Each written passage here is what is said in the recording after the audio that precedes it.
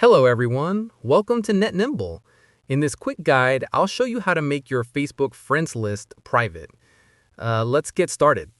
First, open the Facebook app on your phone. Once you're on the home page, tap the menu icon at the top right. Now scroll down and tap Settings and Privacy, and then select Settings. Under Audience and Visibility, tap How People Find and Contact You. This is where you manage your Facebook privacy settings.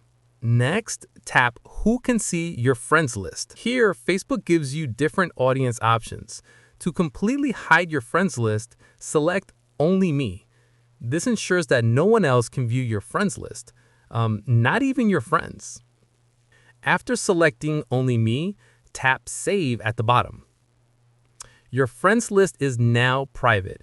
If you ever want to change the visibility again, you can come back to the same section.